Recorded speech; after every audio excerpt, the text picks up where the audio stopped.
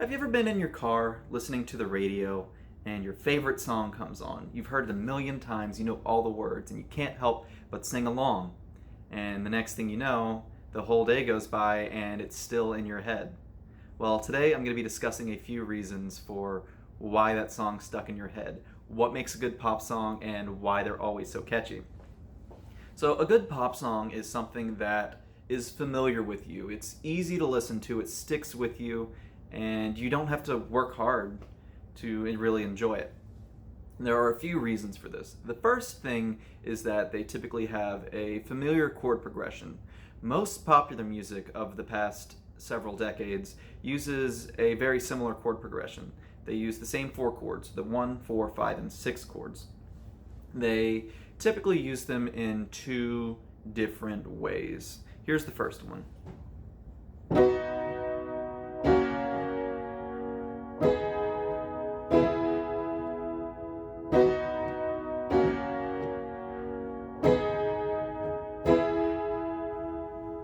Sound familiar?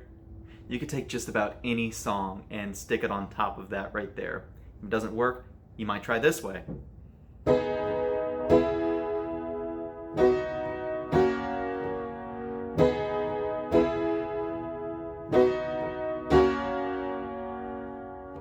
Those two chord progressions use the same four chords just in a different order, and that makes up a large majority of popular music in the past several decades. And the reason why this is it's just easy, it just works, it's simple, and it's been proven to be effective. Here is a list of just some of the songs that use this progression or something similar.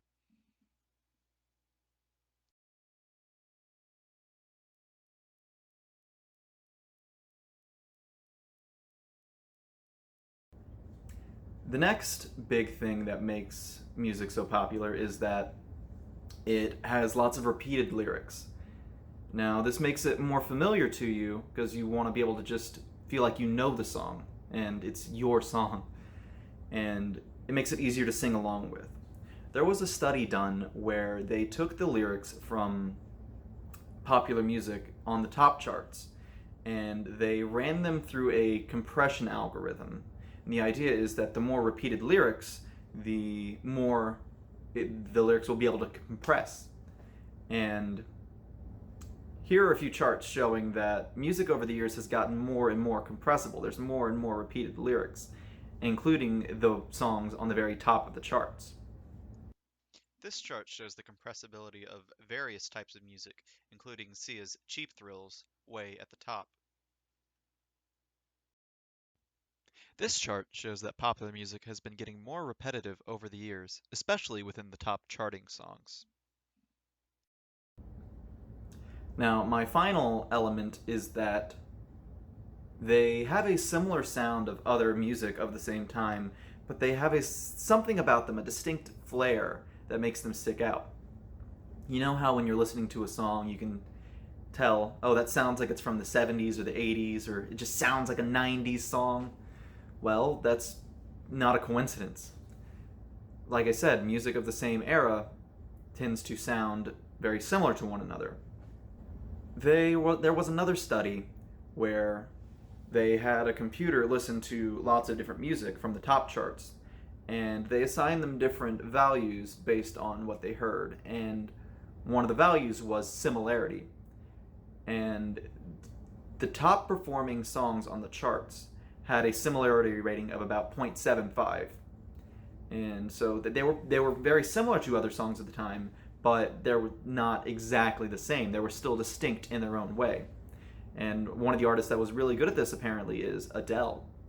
She apparently is pretty good at getting the characteristic sound of the era while still being her own individual. So this has just been a few things that makes for a good pop song. The elements are that they have a familiar chord progression, they have lots of repeated lyrics, and they have a familiar sound but something a little bit unique about them. Some people may think that listening to pop music is a guilty pleasure of theirs, but I'm here to say that there's no need to feel guilty about it. There's a lot more going on behind the scenes than you might think. Thank you.